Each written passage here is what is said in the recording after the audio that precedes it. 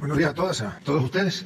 El día de hoy vamos a tener la sección de quién es quién en las mentiras y posteriormente se van a realizar enlaces con los estados de Puebla, Chiapas, Sonora y aquí en la Ciudad de México porque se inicia la vacunación de refuerzo para todo el sector educativo.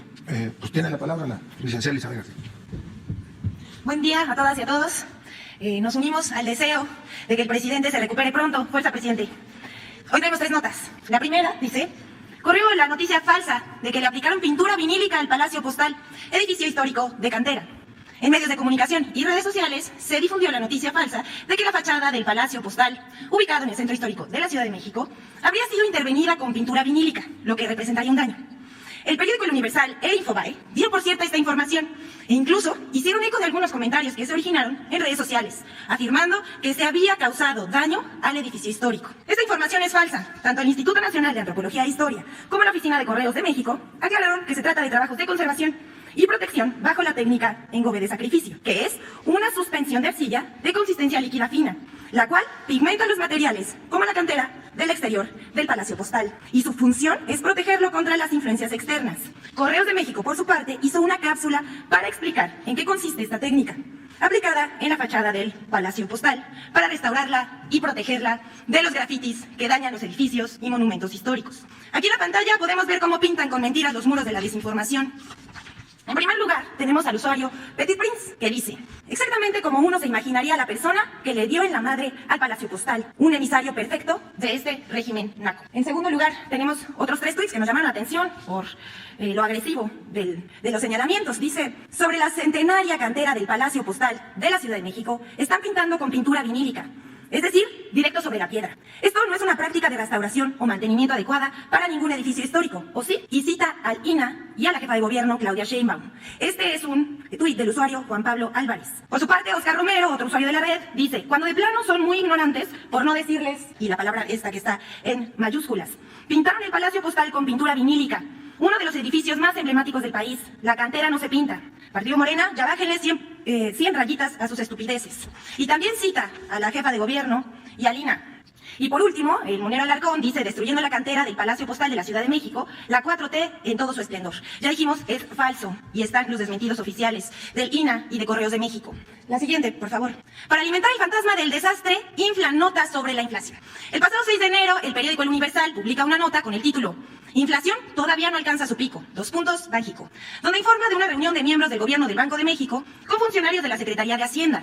Según la nota, Banjico reconoció que el balance de riesgos prevé una trayectoria para la inflación al alza, lo que significa que todavía no alcanza su pico, dice el diario. Eso es lo que dice el diario. El Banco de México nunca declaró esto sobre la inflación. El periódico retomó una minuta de la reunión donde se discutió el tema y se vertieron distintas opiniones, pero el periódico las presenta en su titular como si fuera una postura oficial. Al respecto, Gerardo Esquivel, que es subgobernador de Banjico, publica un tuit donde dice que la información que maneja El Universal no es correcta y explica que la inflación alcanzó un máximo en la segunda quincena de noviembre y ya ha comenzado su descenso, y que esa tendencia continuará en meses siguientes, conforme se vayan modificando algunos efectos que se observaron el año pasado, como la gasolina, ya que su variación anual comenzará a disminuir en forma significativa. El repunte de la inflación en México en gran medida ha sido consecuencia de la mayor inflación en Estados Unidos, debido a la integración económica de nuestro país con el vecino del norte. Aquí vemos la nota falsa y el desmentido. Y la tercera, por favor. Con tal de darle duro al gobierno de Veracruz, hay que echarle la culpa de todo lo que pasa. La semana pasada en este espacio presentamos una nota falsa que difundió la presentadora de noticias Azucena Uresti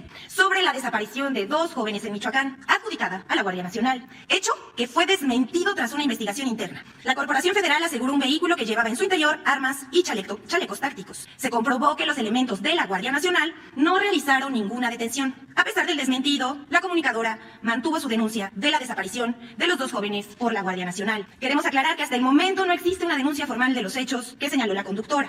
Además, la presentadora de noticias Uresti ahora se lanzó contra el gobernador de Veracruz, Cuitláhuac García, cuestionando que una policía habría golpeado con una tabla a una persona detenida en las instalaciones policíacas municipales, como si el gobernador diera las órdenes a la Policía Municipal de Perote. Además, el 3 de enero se difundió que una policía municipal de Perote, Veracruz, golpeó con una tabla de madera en la parte trasera a un supuesto detenido al interior de la comandancia, por lo cual será investigada. El maltrato fue difundido en redes sociales y medios locales, mediante un breve clip que la misma gente habría grabado al respecto secreto y que apenas se conoció. En el video se observa que Rosa María Santos, como fue identificada la oficial, propina 2 tablazos en los glúteos del supuesto arrestado y después se retira. Según se aprecia, ambos estaban al interior de una oficina en la presidencia de Perotti. Delfino Ortega Martínez, alcalde que tomó posesión en el cargo el pasado 31 de diciembre de 2021, confirmó que los hechos sucedieron en la comandancia municipal y prometió investigar los hechos. Hasta aquí nuestra sección, pero queremos dejar una reflexión. Esta sección se inició para prestar un servicio al público, de dar cuenta y desmentir las noticias falsas que involucran al gobierno federal. Aquí no se estigmatiza a medios ni a periodistas, solo se citan las mentiras y exponen a los replicadores de falsedades. Si aparecen medios de comunicación y nombres de comunicadores, es con fines didácticos, no hay nada personal. Existe una campaña de desinformación evidente para desvirtuar los proyectos y obras que este gobierno realiza, sea el aeropuerto Felipe Ángeles, el Tren Maya, la reforma eléctrica, los programas sociales, etc. Pero a pesar de que defienden intereses económicos o políticos encubiertos o simplemente tienen mala fe, el tiempo pondrá a cada quien en su lugar. Muchas gracias. Gracias, señor secretario. Enlaces. Ok, gracias. Buenos días a todos. Buen día, secretario, compañeros de prensa que nos acompañan a través de este canal. Iniciamos precisamente lo que es el proceso de refuerzo de vacunación a nuestro personal docente. Agradezco mucho la presencia de nuestro gobernador de Puebla, el compañero Miguel Barbosa. Muchas gracias por estar aquí, así como al doctor José Martínez, que es nuestro secretario de Salud de aquí de Puebla, y al doctor Melitón Lozano, que es nuestro secretario de Educación. Muchísimas gracias. Al mismo tiempo agradezco a nuestra compañera, la coordinadora estatal del Plan de Vacunación de Correcaminos, la doctora Virginia Vital, y a nuestra secretaria de Bienestar, Vida Inés Vargas. Dentro del proceso de vacunación que empezamos, que hay que recordar que es para todo el personal educativo, desde el personal docente, administrativo, manual, así como va dirigido también a escuelas públicas y privadas. Lo que se recibió el sábado pasado fueron 2.686.320 dosis, y de esa cantidad se le va a dar a Puebla para su aplicación 129.360 vacunas. Ya están aquí nuestros maestros esperando el proceso de vacunación, y este es con la finalidad, como lo ha establecido nuestro presidente, la prioridad que se tiene para este regreso a clases, que sea de manera segura, y una de las formas es tener seguro a nuestro personal que va a estar dentro de ese proceso educativo. Por ello, invito a todos los maestros, al personal administrativo, al personal manual, a que venga a aplicarse este refuerzo, que sin duda nos va a generar una confianza de seguridad en nuestra salud. Y aprovecho también para hacer patente nuestros mejores deseos para que nuestro presidente logre pronta recuperación. Aquí estamos los maestros, aquí está el gobierno estatal, están todas las secretarías deseándole de verdad una pronta recuperación. Y este proceso va a durar 3 días aquí en Puebla, en otros estados durará más días de acuerdo a la población. Pero agradezco mucho a todas las secretarías y a todas las órdenes de gobierno que nos han hecho favor de apoyar para que este proceso sea de manera ordenado y coordinado. Muchísimas gracias. Un saludo, secretario Adán Augusto, aquí estamos a sus órdenes, y un saludo a todos. Muchas gracias. Pues un saludo a todos, saludamos al gobernador Miguel Barbosa. Amigo. Bueno, pues gracias por permitirnos tener esta comunicación, gracias a la federación que viene y otorga este gran apoyo de refuerzo a los trabajadores de la educación, administrativos y del sector oficial público y del sector privado. En Puebla ya estamos arriba del 90%, ahorita en la población blanco mayor de 18 años, y ya venimos en los segmentos de etarios más abajo en la edad. Estamos bien. El tema del Omicron lo vamos a enfrentar con mucho orden, con las características generales que todos conocen. Yo quiero nada más decirle al secretario de Gobernación que aquí tiene a un amigo que lo aprecia y que está viendo con satisfacción todo lo que está llevando a cabo como responsable de la gobernanza de nuestro país, y mandarle al presidente de la República todos los parabienes. Desde Puebla, con mucho cariño, a mi presidente de la República, a nuestro líder Andrés Manuel López Obrador, para que pues pronto se va a recuperar. No hay otra cosa, son 1 o 2 días más, y estaremos siempre siguiendo su ejemplo. Gracias, secretario Galán. Gracias al equipo de Presidencia de la República que hace posible todas estas condiciones. Los abrazo desde Puebla. Muchas gracias al gobernador, le agradecemos la cooperación, la colaboración, la disposición para que avance el Plan Nacional de Vacunación, ahora específicamente con el refuerzo a todo el personal educativo de instituciones públicas y de instituciones privadas, muy bien organizados y coordinados con la Secretaría de Educación y con las áreas respectivas de salud estatal y de salud federal. Muchas gracias, gobernador. Sí, iniciamos con el proceso de vacunación aquí con una compañera maestra y con nuestro secretario de Salud para que podamos hacer el inicio en Puebla. Muchas gracias. La marca Moderna ya está lista para aplicarse. Va a sentir un piquete, un pequeño ardor cuando inserte el biológico en el músculo, y posteriormente hay que estar pendientes durante el día si tenemos algún tipo de reacción con puro paracetamol, y estamos al pendiente de eso. ¿Ok? Iniciamos. Piquetito, ardorcito, eso fue todo. Saca un dedito, eso fue todo.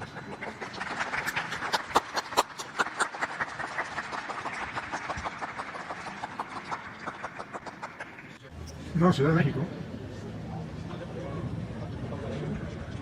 Muy buenos días, secretario de Gobernación, Buenos días a la maestra Delfina. Estamos aquí en el TEC de Monterrey, en el campus Ciudad de México. Agradecemos mucho al doctor Rashid Abella, que está aquí con nosotros. Él es vicepresidente del TEC de aquí de la Ciudad de México. Esta es una de las sedes en donde se están vacunando profesores, personal educativo, profesoras, personal administrativo, intendencia, todos los que trabajan en escuelas, desde preescolar hasta posgrado en la Ciudad de México. Se vacunaron en su primera dosis 283,000 y estamos esperando que reciban esta segunda dosis el mismo número de personal educativo. Está con nosotros el doctor Luis Humberto Fernández, que es en representación de la maestra Delfina, que es el subsecretario de la Autoridad Educativa Federal. También Saraí Victoria, por parte del Instituto Mexicano del Seguro Social. Ella es la responsable del personal médico que está vacunando en este momento. Igual mandamos aquí saludos a Stephanie Correa, que nos está representando en el Gabinete de Seguridad, la compañera que es responsable del Gobierno de México, de los programas de bienestar. Eduardo Clark, que está aquí con nosotros, y Ruta Polinar en representación de Stephanie.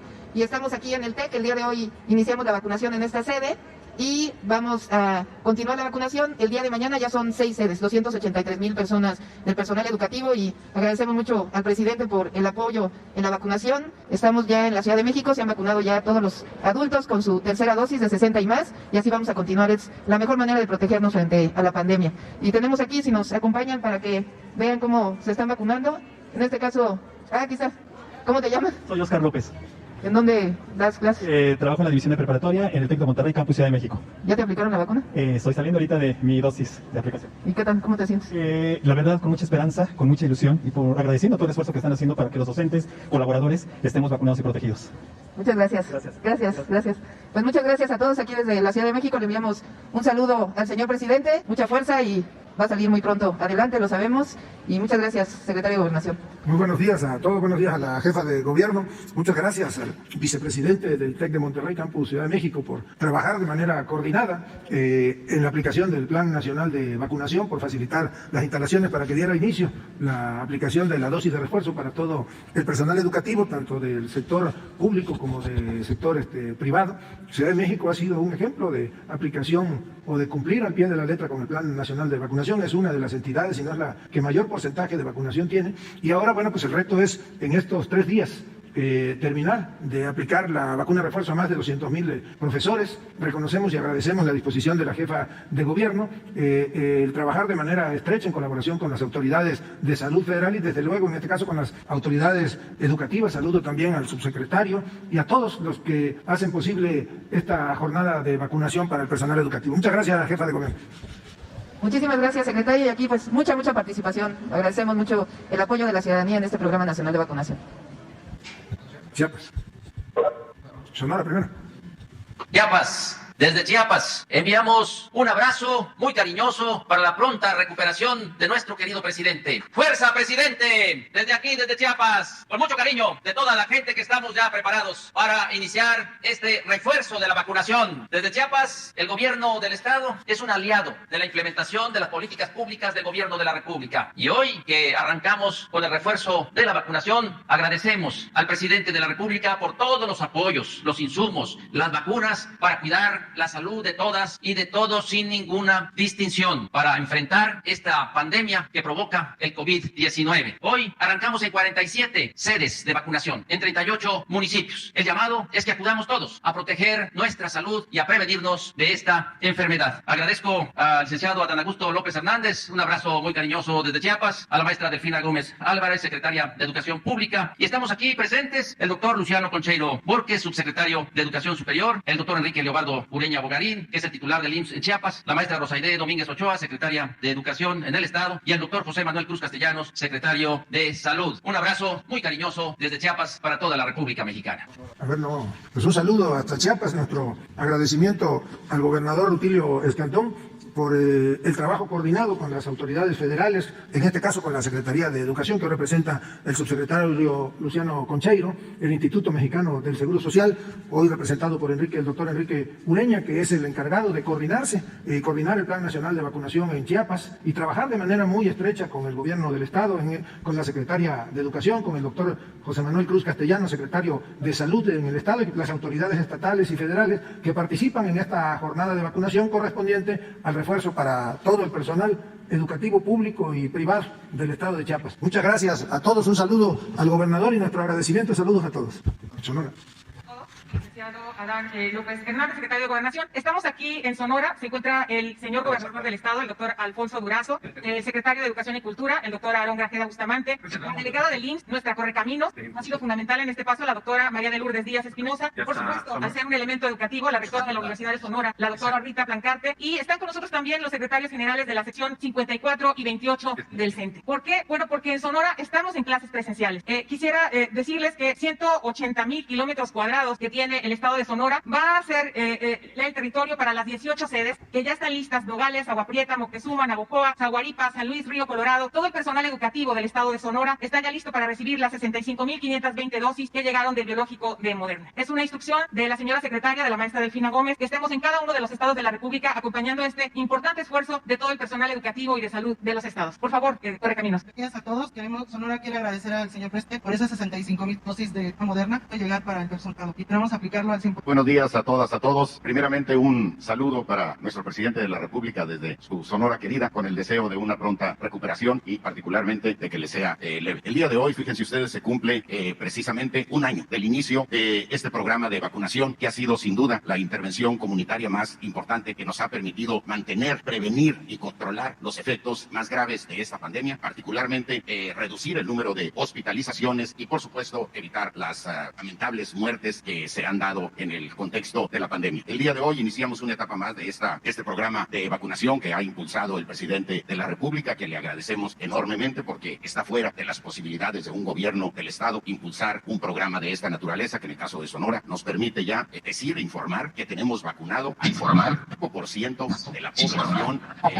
El día de hoy inicia esta nueva etapa para el personal docente, para el personal del sector educativo. Esta etapa es del 12 al 16 de enero, como ya se ha mencionado, en 18 centros, y esto nos va a permitir consolidar el retorno seguro y responsable de las clases presenciales. Es un paso más en la etapa de normalidad segura de todas las actividades socioeconómicas, culturales, que son educativas, que son imprescindibles para el desarrollo integral de todas y todos los sonorenses. Señor secretario de Gobernación, un saludo con todo nuestro aprecio, nuestro respeto y nuestro agradecimiento al señor presidente. Saludos para todos quienes nos siguen en esta transmisión. Un saludo al señor gobernador de Sonora, nuestro amigo Alfonso Durazo, con nuestro agradecimiento, con nuestro reconocimiento también a la manera coordinada en que se ha venido trabajando en el estado de Sonora. Eso hace posible que se activen durante estos 4 días las 18 sedes para, dentro de la Jornada Nacional de Vacunación, aplicar la vacuna de refuerzo a un poco más de 75,000 profesores, personal educativo, tanto sector público como sector privado.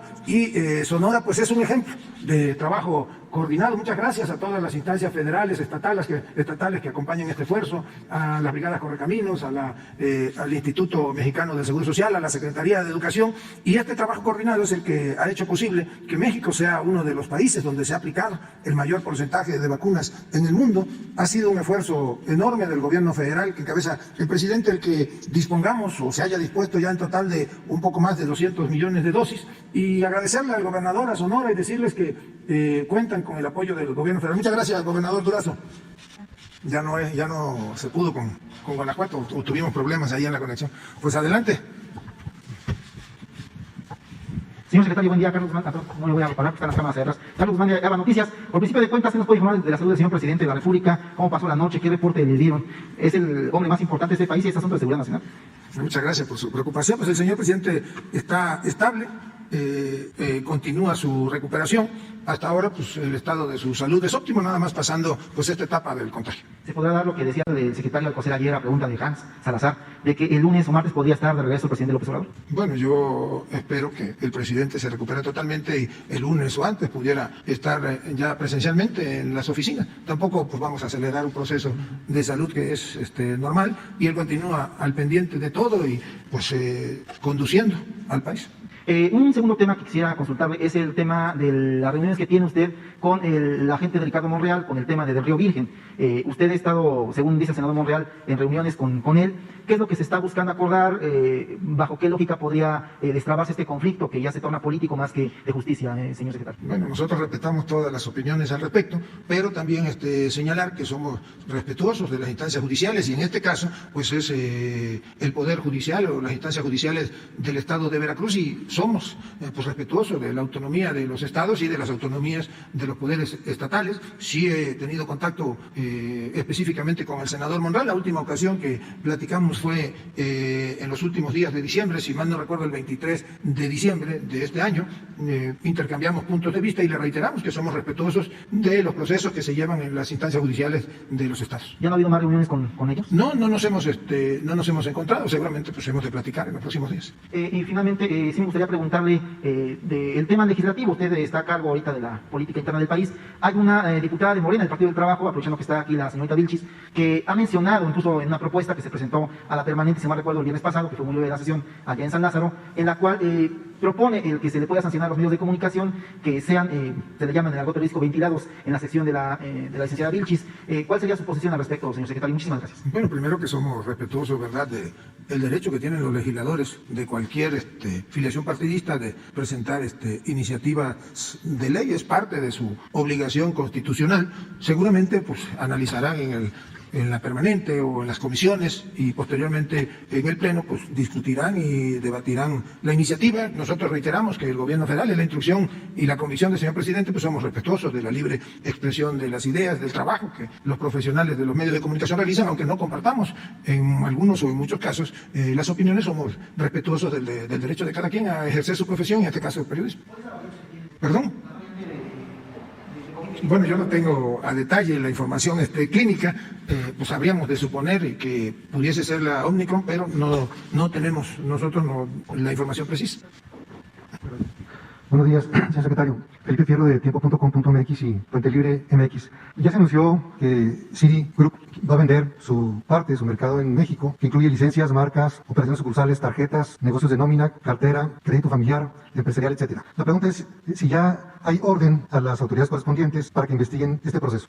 Bueno, ayer efectivamente el grupo Citibanamex hizo pública su intención de desprenderse y vender parte de sus actividades que realiza en el país. Pues entendemos que se notificará a las autoridades hacendarias, a la Comisión Bancaria de Valores, e iniciará un proceso de venta o desincorporación de activos. Nosotros somos respetuosos de la decisión que tomen, no nada más en este caso Citibanamex, sino todas las empresas, las que cotizan en bolsa, las empresas del sector financiero. Y bueno, pues esperemos que esta intención de venta de parte de sus activos y de sus actividades, incluso tenemos entendido de la marca o del acervo cultural, que es de los más importantes del país, pueda llevarse a buen término. ¿Saben de que Salinas Pliego tiene interés en comprar una operación que se habla de 44,000 millones de pesos? Bueno, nosotros no tenemos ninguna información oficial de algún grupo empresarial que tenga la intención de adquirir, pero seguramente surgirán varios posibles compradores.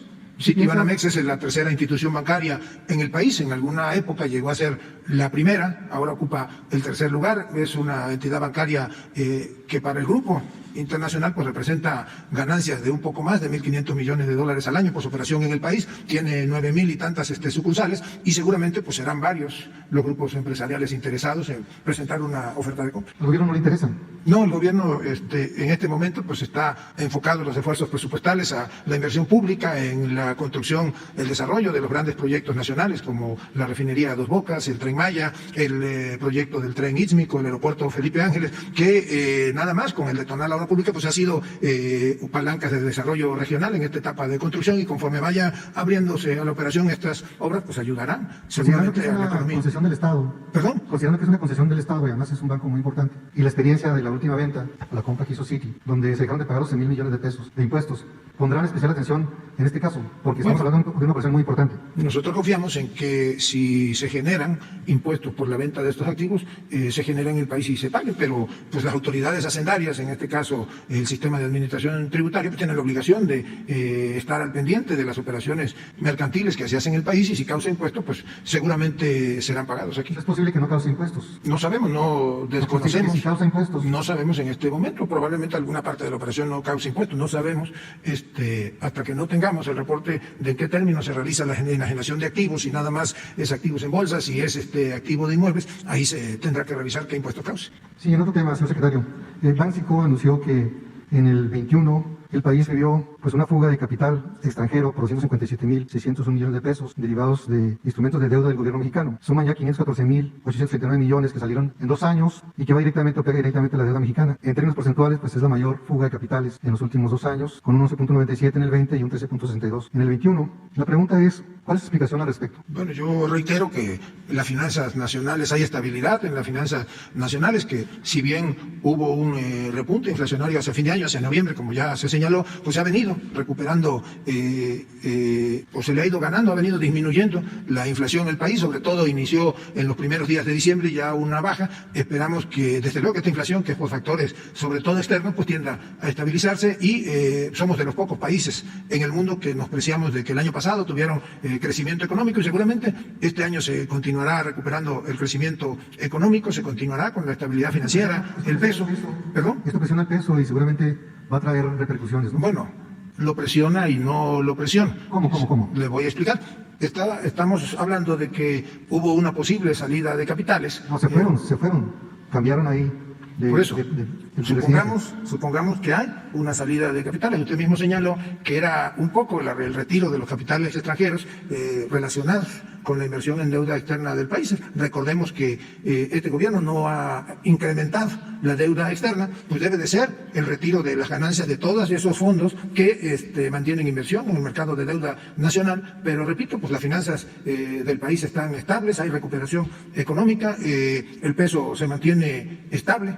Nunca de los últimos 30 años, pues es el gobierno en el que ha tenido la menor devaluación nuestra moneda. Eso es una señal de confianza de los mercados extranjeros y de los inversionistas nacionales en la buena marcha de la economía del país. ¿Qué va a pasar si sigue esta fuga de capitales? Bueno, yo creo que pues eso se tiene que analizar. Le repito, es una especie de retiro de utilidades a la que tienen derecho los fondos que han invertido en la deuda mexicana.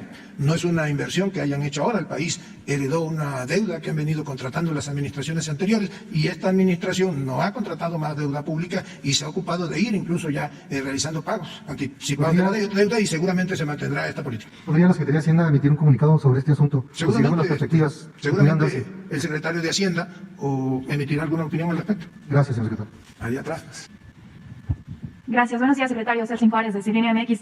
El día de ayer se dio a conocer que el INE, después de hacer un reajuste en su presupuesto, como se lo pidió el tribunal, prevé el día de hoy pedir a la Secretaría de Hacienda 1.738 millones de pesos todavía para llevar a cabo la consulta de revocación de mandato. Y en este mismo tema, el partido Morena también presentó una denuncia ante el tribunal por las omisiones que ha tenido el INE de aclarar, de transparentar sus gastos. Quisiera conocer su postura al respecto, su postura personal, pero también ahorita como encargado titular del gobierno federal. Gracias. Bueno, mientras no tengamos una comunicación oficial por parte del INE, nosotros no podemos adelantar vísperas. Tengo entendido, yo incluso lo platiqué con el presidente del INE, con el doctor Lorenzo Córdoba, que ellos estaban haciendo una revisión a su presupuesto, el presupuesto que tienen autorizado para este año, y que estaban planteando hacer una serie de ajustes que les permitieran llevar a cabo la consulta. Lo que sí sabemos es que ha terminado prácticamente la etapa de revisión o validación de las firmas que el INE recibió. Han tomado la decisión de detener al día de ayer porque ya se reunió el requisito del legal de los pocos más de 3 millones de firmas que han sido validadas y se obtuvo en cuando menos 17 entidades federativas ya el porcentaje requerido para que se haga la convocatoria oficial a la consulta, y ellos han acordado, determinado en el seno del instituto, que ya no seguirían contando o validando más firmas porque se trata, entre otras cosas, de economizar recursos en este proceso de la revocación del mandato, que pudieran ser canalizados a las etapas posteriores del proceso. Luego entonces pues, vamos a esperar que el Instituto Nacional Electoral, tal como se lo ordena o mandata el Tribunal Electoral, pues haga los ajustes, las disposiciones presupuestales para cumplir con el ejercicio de revocación de mandato, y en su caso pues eleve una consulta, una petición a la Secretaría de Hacienda en la posibilidad de que se le pudieran destinar recursos adicionales.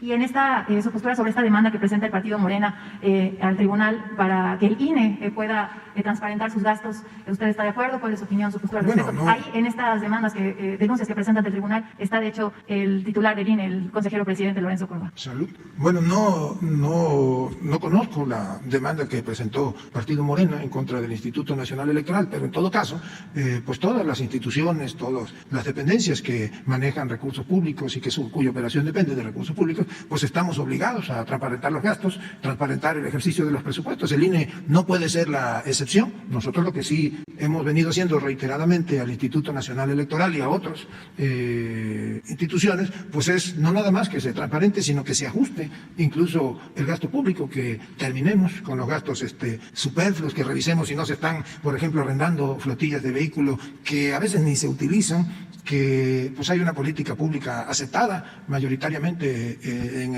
nacionalmente, que se terminen con los excesivos gastos de representación, con los viáticos, con lo superfluo en el uso, en el desempeño de los cargos públicos, y que incluso nos ajustemos a un ingreso que sea moderado, que se acaben los sueldos a los que estaban acostumbrados en el pasado. Gracias. Gracias, señor secretario. Jimena Barragán, de Portal Diario. Preguntarle primero si ya tiene usted conocimiento sobre la situación de los 38 migrantes que viajaban en el tráiler que se accidentó ayer. Bueno, hubo un accidente el día de ayer, fue en Veracruz, entre Ciudad Mendoza y Orizaba. Un tráiler colisionó contra una de las barreras de protección. Se rescataron a 38 migrantes de diversas nacionalidades. Se les proporcionó en el momento y se les proporciona atención. No hay, afortunadamente, desgracias que lamentar, son golpes leves, y se está tanto atendiendo a los migrantes como las autoridades están revisando pues en qué los transportaban, quién los transportaba, todo. Nuestra prioridad es la protección de los migrantes, garantizar el libre tránsito por el país, y en este caso pues están siendo atendidos por las autoridades migratorias federales, por el sector salud para atender los golpes, y las autoridades estatales. En otro tema, en diciembre, integrantes del Frente de Pueblos en Defensa de la Tierra solicitaron a la Secretaría de Gobernación la intervención por los ataques que han sufrido del grupo de choque priista Los Oaxacos. Tengo entendido que se establecieron ya mesas de trabajo y se están desarrollando las pruebas. Sí. ¿Tiene usted conocimiento de los avances que hay en el tema y si será posible garantizar que efectivamente este grupo de choque no entorpezca más el proceso, sobre todo en cuanto a la consulta del Área Nacional Protegida? Sí, bueno, pues la Subsecretaría de Gobernación, a cargo de Alejandro Encinas, está atendiendo y dándole seguimiento a este caso. Tenemos información de que se han presentado denuncias y que las autoridades locales están, en este caso de la Fiscalía, están haciendo su trabajo para deslindar responsabilidades. En todo caso, la Subsecretaría de Gobernación interviene para distender socialmente la situación ahí en esa zona de Oaxaca, y para garantizar que no haya agresiones, que haya respeto entre todos ahí. Y Alejandro Encinas seguramente en unos 15 días estará en posibilidades ya de presentar un informe pormenorizado de la solución a este caso. Gracias. Sí, hoy termina la consulta. También por respeto a la consulta es que no debemos nosotros de opinar. Está en la otra área de la Secretaría de Gobernación, el subsecretario Rabindranath es el que nos ayuda en la coordinación de la consulta. Buenos días, Aide Rivera, de Código Libre. Secretario, me voy a regresar un poquito en el tema. Referente a la venta de Citibanamex, ¿esto puede ser una mala señal del estado de la economía en el país? ¿Es un reflejo de este mal estado? No, la economía en el país va bien, en plena recuperación. Pues es simple y sencillamente el ejercicio de un derecho que tiene un grupo de inversionistas, en este caso, pues de replantear sus actividades en el país, su inversión. Yo lo dije hace un momento, son la tercera entidad bancaria del país, creo que es la primera o la segunda en número de sucursales. Tuvieron ganancias por más de 1.500 millones de dólares el último año, pero ellos deciden, como puede decidir cualquier inversionista extranjero o incluso nacional, pues vender esa inversión. No es desde luego una mala señal, sino el ejercicio del derecho que tiene un grupo financiero de mover, en este caso un grupo financiero, de trasladar sus inversiones, o simple y sencillamente de retirar en términos de utilidad posiblemente parte de su capital o todo su capital. Pero pues como ya se dijo aquí, hay otros grupos interesados en invertir o en estudiar la posibilidad de la adquisición de los activos o de las actividades que Citibanamex tiene la intención de poner a la venta. Gracias. En otro tema, regresando un poquito a lo del COVID, a pesar de que se está haciendo ya la vacunación de refuerzo para el personal educativo, que ya se inició también con personas mayores de 60 años, todavía no se tienen esquemas completos al 100% a nivel nacional. Y también falta, que se establezca una fecha para la vacunación de niños menores de 11 años. ¿Tiene el gobierno algún plan de emergencia ante la creciente de contagios que se están dando con la variante Omicron? Bueno, yo primero le diría que hay un plan nacional de vacunación que está debidamente diseñado y estructurado, que se ha venido implementando a lo largo de los últimos 14 meses. La vacunación inició el 24 de diciembre del 2020. A la fecha traemos un poquito más de 80 millones de mexicanos vacunados en el país, en un esquema completo. Ahora inició hace ya algunos días la aplicación del refuerzo para todo el personal del sector salud. Hoy, con excepción de Baja California y Colima, que ya se había dado hace unos días, pues inició prácticamente en todo el país la aplicación de refuerzo para el personal educativo. Escucharon del sector público y del sector privado. Ya se está aplicando la vacuna, la primera dosis de Pfizer en niños y adolescentes que estén arriba de los 14 años, de 14 a 17 años. Se está aplicando ya el refuerzo de la vacunación a adultos mayores de 60 años y debe de iniciar seguramente el lunes la aplicación de la vacuna de refuerzo a todos aquellos adultos mayores de 40 años. Y seguramente, una vez que vayamos cumpliendo con estas etapas de refuerzo, se iniciará para otros rangos de edad. Y pues más adelante se tomará seguramente la decisión, disponiendo de vacunas suficientes, que tendría que ser de Pfizer, aunque no hay una evidencia científica que diga que deba aplicarse la vacuna a niños menores de 11 años, pues el país seguirá, y esa es la instrucción del presidente, pues atento a ir cumpliendo con un programa, con un plan nacional de vacunación que está debidamente establecido. Recordarán que hace algunos meses decían que por qué no iniciaban la vacunación de 14 años o de 15 años en adelante. Hubo incluso quienes recurrieron al amparo para que se les pudiera o se les aplicara la dosis. Algunos obtuvieron el amparo, otros no, algunos se quedaron en eso, pero nosotros cumplimos con las etapas del Plan Nacional de Vacunación, perfectamente coordinados, todo el sector salud, con el apoyo, la participación de la Sedena, de la Marina, de la Guardia Nacional, del Instituto Mexicano del Seguro Social, del ISSSTE, de Petróleos Mexicanos, de la Secretaría de Bienestar, de la Secretaría de Educación. Es un esfuerzo enorme de prácticamente todo el gobierno federal y nos coordinamos con los estados y eso ha hecho posible que la cobertura de vacunación en el país sea de más del 80% y que seamos uno de los países con la mayor cobertura o porcentaje de vacunación en el mundo. Gracias, secretario. Última pregunta. Ayer asesinaron al presidente municipal de Xochocotla, en Morelos. El 1 de octubre del año pasado, el señor presidente comentó que iban a reforzar la seguridad en Morelos, que iban a implementar más presencia de la Guardia Nacional. ¿Qué opinión le merece el que se haya presentado este suceso a 10 días de que haya tomado cargo el alcalde? Primero, es lamentable que haya sido asesinado, o se haya cometido el homicidio en la persona de un presidente municipal, y pues lamentamos todos los homicidios que se dan en el país. Desde luego que nuestro compromiso es trabajar de manera coordinada con las autoridades estatales y donde haya necesidad, pues incrementar la presencia de efectivos de la Guardia Nacional, que coadyuva, es obligación, en las tareas de seguridad pública en los estados y a nivel nacional, seguridad en las carreteras. Y vamos a platicar con el gobernador y vamos a analizar cómo está la situación de seguridad y si es necesario el reforzar el trabajo, la presencia de las fuerzas federales en el estado, como lo hemos venido haciendo en otros estados, como Zacatecas, como Chihuahua, como Sonora, como Baja California, como Guanajuato, como San Luis Potosí. Muchas gracias. Pues allá atrás, pues. Gracias, secretario. Buenos días, Sara Pablo del Grupo Fórmula. Sí, sí. Regresando al tema del INE, los consejeros dicen que ya hicieron su revisión y aún así les faltan 1.700 millones de pesos porque recortaron algo así como 500. Entiendo que ustedes tienen que esperar a que haya una petición formal a la Secretaría de Hacienda. La semana pasada el presidente decía que ustedes van a sugerir un plan de austeridad.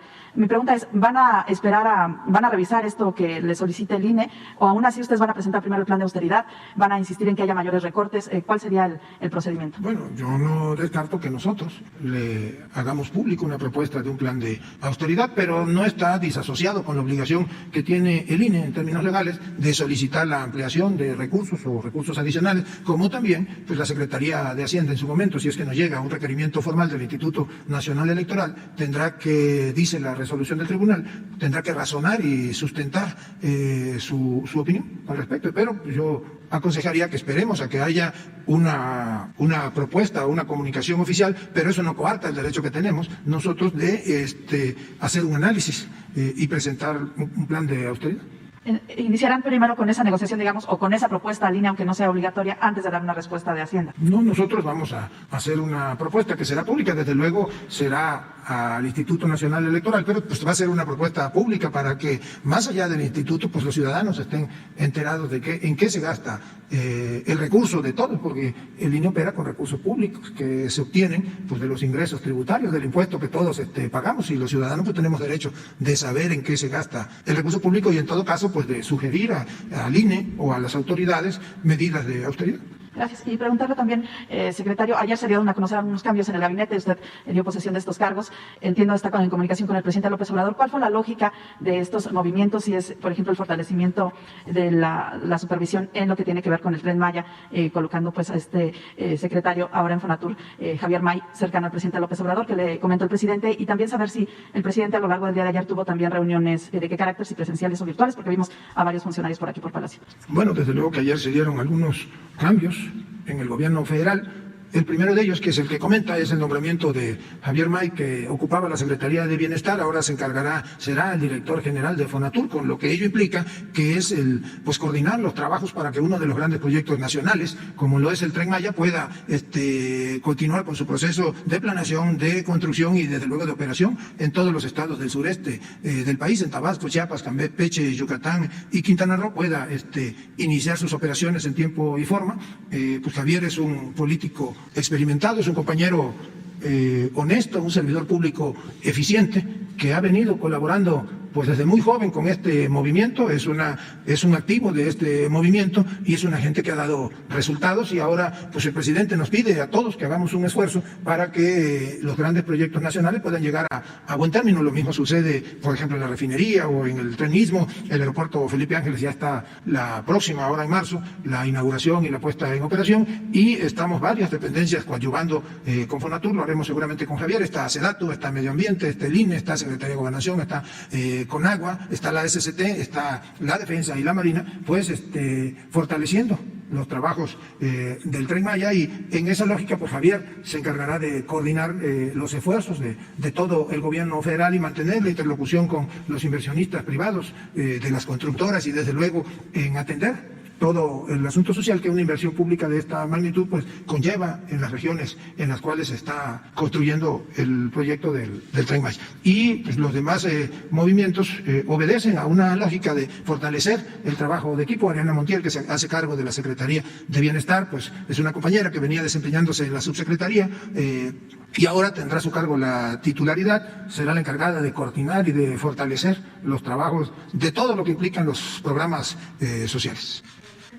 Sí, yo dije hace un momento que el presidente está al pendiente, está coordinando los trabajos del gobierno federal. Pues lógicamente lo hace ahora de manera virtual. Ustedes fueron testigos ayer que dirigió un mensaje a los cónsules, a los embajadores y a los integrantes de la diplomacia mexicana que están reunidos en estas fechas aquí.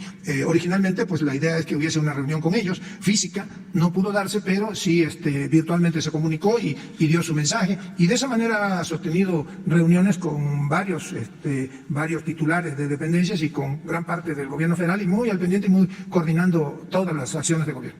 Pues allá atrás, pues ya para. Gracias, secretario. Buenos días, Dalila Escobar, de Tiempo.tv. Preguntarle sobre este tema que ha mencionado sobre el nombramiento de Javier May al frente de Fonatur. Usted ha mencionado claramente que, bueno, pues sí se trata de un político experimentado, pero no como tal, con experiencia en temas de ingeniería, arquitectura, en general, de coordinación de este tipo de megaproyectos. ¿Cuál es la finalidad de que llegue en todo caso un político experimentado y no alguien que tenga una experiencia en en esta rama, pues, de construcción de obras? Mire, Javier May es un político experimentado, no nada más política, sino administrativamente. Pocos lo saben, pero Javier ha tenido una larga carrera en la administración pública municipal o estatal. Ha sido 2 veces presidente municipal de uno de los municipios, que posiblemente el segundo municipio más importante del estado. Ha sido 2 veces diputado local, ha sido funcionario estatal en áreas de administración, ha sido senador de la República, es senador de la República con licencia, electo por mayoría en Tabasco. Y miren, ha sido el senador más votado en la historia del estado. Ha ocupado la subsecretaría de Bienestar, últimamente era el secretario de Bienestar. Es un político experimentado, pero también es un administrador eficiente y honesto, y que el presidente le haya encargado, porque más que un cargo, pues es un encargo, el que coordine los trabajos del Tren Maya, pues es un orgullo en realidad para todos. No se necesita que uno sea ingeniero en vías férreas para coordinar los trabajos de construcción y de diseño. Lo que se necesita es que haya la capacidad y que se trabaje de manera honesta, porque esto permite que se coordinen los esfuerzos de las áreas técnicas encomendadas a trabajar en un proyecto como este. ¿Con esto esperarían entonces que ya no incremente más el costo que está teniendo el Tren Maya mientras avanza, pues hasta que se concluya la obra? Bueno, eso se está revisando. En un proyecto como esto siempre van a surgir ajustes a la baja o al alza, dependiendo incluso de factores externos, dependiendo, por ejemplo, de que suba el precio del acero, como ha venido ocurriendo en los últimos tiempos, o de que cuando inicias trabajos pues encuentres algún imponderable y tengas que hacer un puente adicional. Grandes proyectos como estos pues implican una revisión día a día de todo, no nada más del diseño del proyecto ejecutivo, sino de la manera en que van ejecutándose las obras. Gracias, secretario. En otro tema, preguntarle cómo está la relación del gobierno federal con los gobernadores, bueno, pues entrantes, sabemos la mayoría es de Morena, pero preguntarle también en este sentido cómo, sabemos, bueno, que hubo también una reunión apenas con el presidente, y cómo queda la relación incluso de lo que se orquestaba anteriormente, como es, por ejemplo, la Alianza Federalista, que era de gobernadores opositores, y también saber si entonces esto ya de alguna manera apacigua el tema de que lo que se había pedido en torno a un cambio en la fórmula para la asignación de recursos, esto como llamado el pacto fiscal, que es lo que mencionaban los anteriores gobernadores. ¿Cómo observa usted la actual relación de los gobernadores entrantes con el gobierno federal y la diferencia que había con los anteriores gobiernos que incluso se agrupaban en esta organización Alianza Federalista, pues un tanto contraria a la CONAGO? Bueno, yo creo que es una relación de respeto, de permanente comunicación. Mantenemos interlocución con todos los gobernadores del país, no con la jefa de gobierno, no nada más con los entrantes, sino con los 6, cuyo ejercicio termina este año, y con los que tienen ya 2, 3 años en el ejercicio de su cargo. Con todos mantenemos comunicación. Ustedes fueron testigos también de que ahora en diciembre hubo una reunión de CONAGO, que se tomó protesta y rindió protesta o entró en funciones Omar Fayad como nuevo presidente de la CONAGO, y todos los días mantenemos comunicación con los gobernadores para la atención de diversos asuntos en los cuales no nada más debemos de coordinarnos, sino para ir evaluando la posibilidad de apoyar, de que el gobierno federal apoye en proyectos de carácter estatal y que los gobernadores consideran prioridad para sus estados. Ahora mismo, hace como 15 días, estuvo el gobernador de Guanajuato con el presidente de la República, Diego Sinué, estuvo aquí y le presentó al presidente algo que había pedido en una reunión de seguridad anterior. Es un proyecto para dotar de agua a gran parte del estado de Guanajuato. Gobernador de Querétaro, Mauricio Curi, también trabajan. Ya nos comentó que está por presentar también el proyecto de un acueducto de la capital hasta San Juan del Río, si mal no recuerdo, y así con todos mantenemos permanente interlocución. Pues nos interesa la buena marcha del país. Desde luego que yo entiendo, que entendemos la postura de los gobernadores en estar permanentemente evaluando la posibilidad de modificar el pacto fiscal para beneficiar a sus entidades. Cada uno de ellos pues, seguramente lo hace pensando en cómo se allegan recursos o la mayor cantidad de recursos posible para sus entidades, y por ello pues las áreas de la Secretaría de Hacienda, el secretario de Hacienda mantiene también permanente comunicación con los gobernadores. Pues acerca de la Alianza Federalista, si es que ella no ha desaparecido, pues nosotros también vamos a mantener comunicación, pues es el derecho que tienen los gobernadores de agruparse, de reunirse en torno a la figura que ellos consideren que es la más viable para defender sus intereses, los intereses de sus estados, o para analizar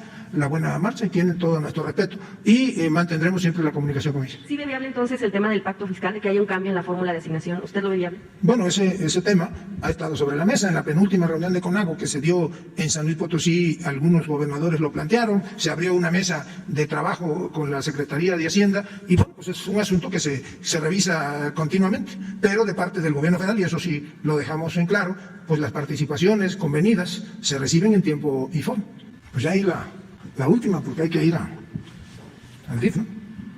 Gracias, secretario. Muy buenos días. Regresarme al tema del Tren Maya, secretario, preguntarle si se tiene todavía la expectativa de que esta obra concluya en diciembre de 2023. Sabemos que hay un avance de alrededor o de menos de 40%, pero en los primeros 4 tramos de los 7 que son de este proyecto importante. ¿Se mantiene esta expectativa de que concluya en 2 años? Y también preguntarle cómo va este proceso de negociación, sobre todo con los hoteleros de la Riviera Maya, para cambiar el trazo del tramo 5 de este proyecto, secretario. Bueno, el compromiso es que el Tren Maya debe de estar entrando en operación en diciembre del año 2023. La obra debe de estar terminada por etapas entre junio y noviembre del 2023 y el presidente lo hace puntualmente, pues cada semana hay reuniones de evaluación, primero aquí en oficinas y cuando menos una vez al mes se realiza una gira de supervisión. Ahora pues ya estamos varias dependencias coadyuvando a que el proyecto avance. Se ha liberado gran parte ya del derecho de vía. Tenemos entendido que las compañías constructoras van a acelerar con el próximo mes los trabajos de construcción de los tramos. Ya va a iniciar la construcción de las estaciones también y hay toda una serie de obras que complementan el proyecto del Tren Maya, como lo es, por ejemplo, el aeropuerto de Tulum, que ya se definieron. Ahora bien, en lo que respecta al trazo del tramo 5 Sur, sufrió una variación, digamos que consensada con los habitantes, con los inversionistas de la zona. Se planteó la modificación del trazo, Fonatur ya definió el trazo, nosotros estamos coadyuvando, hablando con empresarios, con ejidatarios, con pequeños propietarios y avanzando en la liberación del derecho de vía, que va por buenos términos. Había o hay el planteamiento de que el día 14 de enero, pasado mañana, pues ya se pueda estar trabajando físicamente en el tramo 5 Sur. Se está revisando si inician el 14 o se inicia el 17, pero va bien y ahora pues seguramente la presencia, el trabajo de Javier ahí en la zona pues hará que se cumplan en tiempo y forma con los compromisos. El exdirector de Fonatur nos comentaba que este cambio de trazo, esta compra de terrenos para el nuevo derecho de vía va a costar alrededor de 1.000 millones de pesos. ¿Se mantiene esta expectativa de esta compra de estos terrenos por este monto? Bueno, yo creo que nosotros debemos de evitar la especulación. Yo no hablaría de cantidades económicas y desde aquí lo reiteramos. Pues vamos a donde haya que pagar derecho de vía, porque hay casos de algunos otros que nos han dicho, no, yo no quiero que me paguen, estoy de acuerdo con que el trazo pase por allí. Bueno, pues habrá algunos lugares donde no nos cueste o no le cueste al gobierno federal de derecho de vía, otros que se pague lo justo. Para eso el instituto, el INDAVIN, se encarga de hacer las opiniones de valores y los avalúos, pero pues sería un poco hasta ocioso mencionar una cantidad. Yo sí reitero que va en tiempo, en forma, y hay disposición de los habitantes, de los pequeños propietarios, de ejidatarios, de comuneros, de empresarios, en que el Tren Maya sea una realidad. Solamente precisar, secretario, que quien dio esa cantidad fue el ahora exdirector de Fonatur, de 1.000 millones de pesos. Pues yo respeto la opinión del exdirector, pero no es mi tarea ponerme a opinar respecto de los costos de las tierras. Solo lo comento porque dijo que fue ocioso, secretario. Y en un segundo tema, preguntarle sobre el conflicto en el CIDE. Además de que se mantienen tomadas las instalaciones desde noviembre del año pasado, ahora el sector académico y estudiantil menciona que hay una intención por cambiar los estatutos de este instituto con intención de restarle pues posibilidad en la toma de decisión a sus órganos de gobierno. Esta posibilidad de cambio de estatutos no viene a abonar, a afectar o a acrecentar la problemática en este instituto, secretario. Bueno, yo creo que no es un asunto de intención o de adivinar si se van a modificar los estatutos. Nosotros somos respetuosos en este caso, de las autoridades educativas, y serán ellos los que tienen que buscar la solución a la problemática que hoy enfrentan, y nosotros pues estamos observantes, y si hay la necesidad de coadyuvar para que esta problemática se solucione, pues con mucho gusto lo haríamos, pero no corresponde a nosotros revisar si estatutos y nada de eso. ¿No existe esta intención de cambiar los estatutos? Yo no sé si exista o no, pero yo creo que pues en todo caso no es nada más de intencionar. Pues. Y mientras no haya una propuesta concreta, pues ahí va a estar en el aire siempre la intención o el quiero o el eso, ¿no? Hay que primero solucionar la problemática que enfrentan, y nosotros somos respetuosos de ello. Hacemos un exhorto para la comunidad estudiantil, la comunidad científica, la dirección del CIDE y todos los que tienen alguna intervención, los órganos de gobierno, pues puedan darle solución a este problema. ¿Hay alguna participación por parte de la Secretaría de Gobernación para poner fin a esta problemática que, bueno, ya varios meses? No, ninguna. Nosotros somos respetuosos. Ellos tienen unos órganos de gobierno y es en el seno de esos órganos de gobierno en los que pues, debe de buscarse la solución entre todos. ¿No considera que ya es momento de resolverlo, secretario? Bueno, es decisión de ellos resolverlo y en los tiempos que ellos, no nada más el órgano de gobierno, sino todos los involucrados puedan resolverlo y resolverlo para bien de la institución. Pues muchas gracias. Nos vemos mañana ya.